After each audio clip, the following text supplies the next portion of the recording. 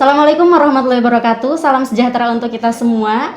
Program perdana dari podcast Berdamai dengan Rasa, Milenial Kece untuk Indonesia Kece. Saat ini saya udah berada di sini tentunya dengan pemateri yang Masya Allah luar biasa sekali. Beliau adalah Ketua IPPNU Kota Tasikmalaya ya Teh ya. Sebelumnya nih boleh nih diperkenalkan dulu mungkin namanya? Boleh, nama saya Fitri Nurhaini Teh. Ya, kemudian apa lagi? Asalnya? Asalnya saya asli dari Ciberem, orang Sukajadi, RT 3 RW 6 kalau Teteh mau mampir ke sana. Teman-teman yang mau mampir boleh ya, nanti ngelibet bareng di Tetehnya. Ya, siap. Sebelumnya nih Teh, maaf nih, Teteh menjabat sebagai Ketua IPPNU Kota Tasik ini udah berapa lama? Sudah hampir 2 tahun, nanti bulan Juli tahun ini habis masa jabatan. Ya, dari 2019 sampai 2021. Nanti bulan Juli habis. Masya Allah, luar biasa sekali teman-teman. Jadi pemateri kita hari ini bukan orang yang biasa-biasa, tapi yang keren banget gitu ya. Boleh tahu nih Teh, job desk-nya di IPPNU sebagai Ketua IPPNU sebagai sendiri Ketua IPPNU. Ya, kalau namanya ketua ya pasti memimpin ya Teh, mesti menjadi manajer di organisasi,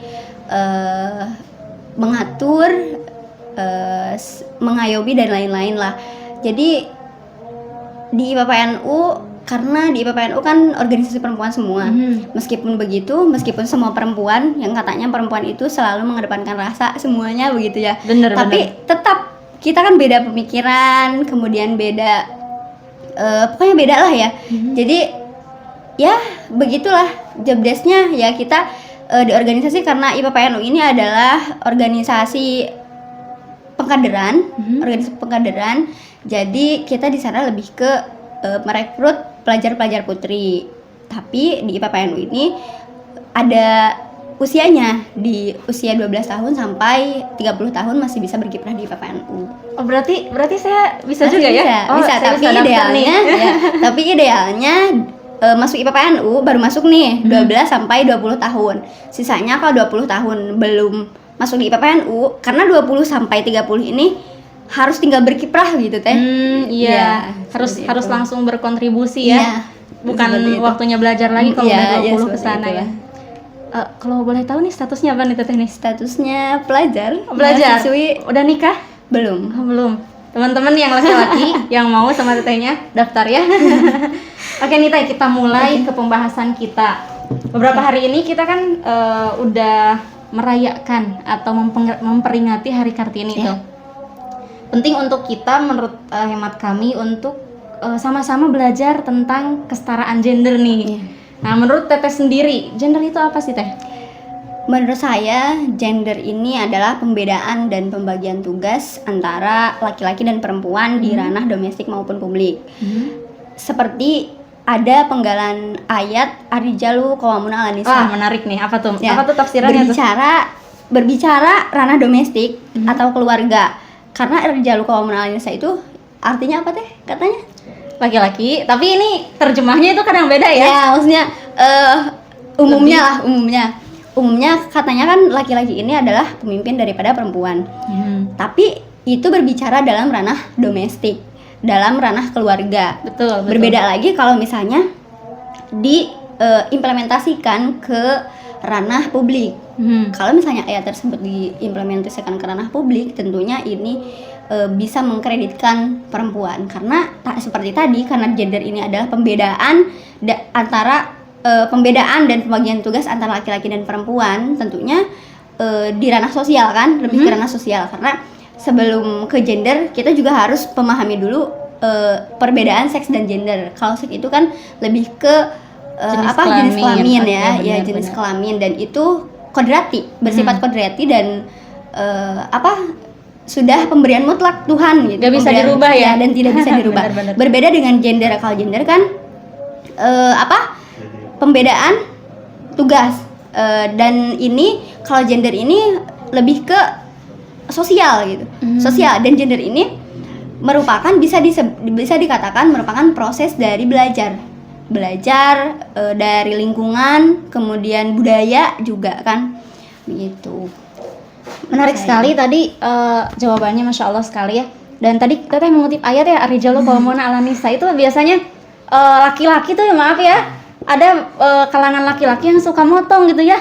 Jadi merasa oh gue gue lebih daripada Allah gitu Ya, ya. seperti Padahal itu. ayatnya sendiri itu ada terusannya. Iya. Ar-rijalu qawwamuna 'alan nisa bima faddalallahu ba'dahum 'ala ba'd wa bima anfaqu min amwalihim. Ya. Jadi ternyata lebih enggak, maksudnya saya pernah denger tuh alif lam di situ kan alif lamnya alif lam ma'rifah. Jadi enggak semua laki-laki Iya.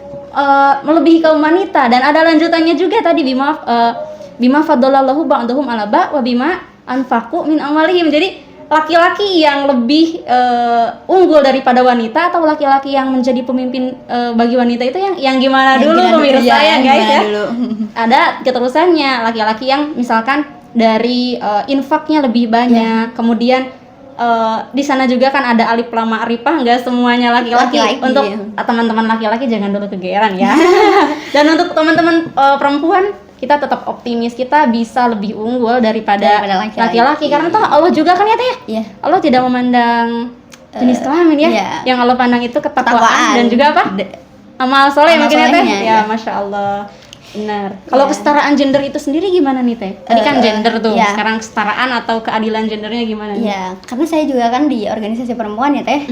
Ya, di organisasi perempuan tentunya di PPNU lebih kita lebih dituntut lebih mandiri dan lebih maksimal begitu ya. Menurut saya itu juga sudah termasuk kesetaraan gender.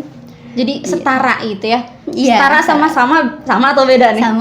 Sama dan setara itu setara lah gitu. Beda ya. Iya. Kita memang tidak bisa sama dengan laki-laki Iya. karena ya jenis kelaminnya juga beda, kemudian kodratnya juga Iya. beda, tapi dalam gender itu kita setara. Kita setara Betul. gitu. Seperti tadi kan perbedaan seks dan gender.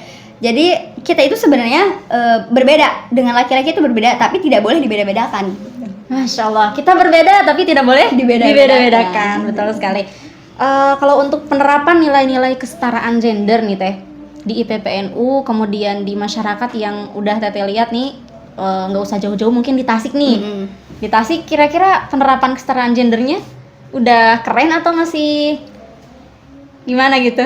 Masih biasa aja kayaknya. Masih Bagi saya sih belum ya, maksudnya masih banyak kan, masih banyak lah baik itu kaum laki-laki maupun perempuannya itu sendiri yang masih belum paham gender, apa itu gender dan apa itu kesetaraan gender dan lain-lain lah. Maksudnya bagi kaum perempuan, kaum laki-laki maupun perempuan itu sendiri banyak yang belum paham. Jadi oleh karena itu ya, karena kebelum pahaman mereka, jadi banyak sekali peristiwa-peristiwa yang masih seperti masih ada ketidakadilan terhadap ketidakadilan sosial bagi perempuan. Contohnya Teh. Contohnya Di kita budaya patriarki misalkan, atau selalu ada ketika naon lah gitu jadi pemimpin gitu. Perempuan jadi pemimpin gitu. Padahal kalau misalnya dalam politik juga kan wanita pasti di nomor 2 kan begitu. Iya. Di nomor 2 kan dalam masyarakat. Karena disadari atau tidak, ternyata perempuan sendiri yang tidak mempercaya perempuan. Nah, gitu. bener nih. Iya. Jadi saling menjatuhkan ya. Naon sih eta mah ada perempuan gitu ya. Apa sih itu dia mah perempuan? Kayaknya nggak pantas ya kalau misalnya perempuan jadi pemimpin seperti itulah. Jadi jatuhnya gitu. Perempuan kadang bukan sama laki-laki. Iya. Tapi sama sesama perempuan. Yang harusnya apa? Yang harusnya saling support momen gitu. Jadi nggak support gitu. Ternyata dijatuhkan lagi oleh perempuan itu sendiri gitu, masih dijatuhkan oleh sesamanya gitu. Iya benar-benar begitu. Itu disadari atau tidak. Di Sunda sendiri nih Teh ada istilah perempuan mah cuman 3 tempat nih, sumber, dapur, kasur. Bener banget nih. Bagaimana nih tanggapan Teteh mengenai ya seperti bahasa itu kan kayak udah ngedarah daging banget tuh di Sunda banget kan di Sunda. Justru itu edukasi yang sangat penting, edukasi terhadap masyarakat. Karena kalau ke masyarakat itu terlalu sulit ya. Kayaknya ya sih ke kita aja dulu, kita kembali ke teman-teman milenial yang memang sudah canggih dalam segi pemikiran dan lain-lain. Harus kita lah yang lebih ini. Karena kalau ke masyarakat kita terlalu jauh ya, terlalu jauh. Itu juga perlu diedukasi. Karena apa tadi? Sumur kasur dapur. Seperti yang sudah tadi dikatakan bahwa itu di ranah domestik. Di ranah domestik, di ranah keluarga. Tidak selalu wanita itu sumber dapur kasur, karena dalam gender itu katanya laki-laki perempuan ini tidak pintar, laki-laki ini pintar. Kemudian perempuan ini feminim dan laki-laki ini maskulin. Terus dalam mencari nafkah, perempuan itu pencari nafkah tambahan dan laki-laki sebagai pencari nafkah utama. Padahal bisa jadi gaji kita lebih gede daripada laki-laki. Benar. Dan gimana dengan perempuan yang misalnya single parent, punten ya teh, saya single parent, itu kan tetap kan gajinya pekerjaan itu pekerjaan utama karena dia tidak memiliki suami begitu. Menurut Teteh, peribahasa yang tadi itu bisa menghilang nggak sih dari kata Sunda ini? Entah ya, karena orang Sunda itu selalu melekat dengan peribahasa tradisi, tradisi. Sangat melekat dengan peribahasa cekolot katanya gitu, seperti itu kan. Saurekolot baheula mah masih ada dengan pamali, tapi kalau misalnya sedikit-sedikit kita edukasi, sedikit-sedikit kalau misalnya ada bahasa seperti itu kita edukasi. Bukan kita ini ya, bukan kita lawan, tapi kita edukasi. Ini bahwa dengan cara ya kalau misalnya minimal lah kalau misalnya kita dalam riungan-riungan gitu teh, di riungan-riungan kata apa sih sekolah tinggi-tinggi katanya. Sekolah tinggi-tinggi, nggak perlu sekolah tinggi-tinggi perempuan mah, karena akhirnya wanita itu sumur dapur kasur gitu. Ya kita minimal nih Bu gitu ya. Nih Bu, bahwa perempuan itu adalah madrasatul ula. Masya Allah. Gitu. Ya. Madrasah pertama untuk anak-anaknya. Kalau misalnya kita mau anak yang soleh, anak yang pintar, anak yang cerdas, tentu ibunya juga harus cerdas gitu. Bener banget. Gitu ya Teh? Iya, benar. Terakhir nih Teh, pesan Teteh buat teman-teman milenial lainnya. Oke. Agar kita sama-sama ayo gitu, sama-sama kita bergandengan tangan untuk menjunjung nilai-nilai kesetaraan gender. Apa nih pesan Teteh untuk teman-teman milenial lainnya? Untuk teman-teman di luar sana semuanya, para milenial dan calon-calon ibu bangsa nih ya, gantungkan cita-cita setinggi langit dan jangan tergoyah oleh obrolan-obrolan yang ya memang menjatuhkan lah, terkesan menjatuhkan. Toxic people ya. Terkesan menjatuhkan. Kita sebagai calon ibu bangsa, calon generasi penerus bangsa, tidak hanya laki-laki yang bisa memimpin, tidak hanya laki-laki yang bisa bersinar, kita juga bisa bersinar. Menjadi hebat, kemudian menjadi keren dan tumbuh menjadi wanita yang kece. Terakhir, harapan Teteh untuk wanita di Indonesia khususnya. Wanita-wanita di Indonesia di Hari Kartini ini apa? Di Hari Kartini harapannya tumbuh solehah, hebat dan keren. Oke, sekian dari kami. Masya Allah, pemateri yang luar biasa. Sebenarnya masih pengen ngobrol-ngobrol, cuman karena waktu kita udah mepet. Mudah-mudahan nanti kita bertemu lagi di podcast kita Berdamai dengan Rasa. Milenial kreatif untuk Indonesia kece. Assalamualaikum warahmatullahi wabarakatuh.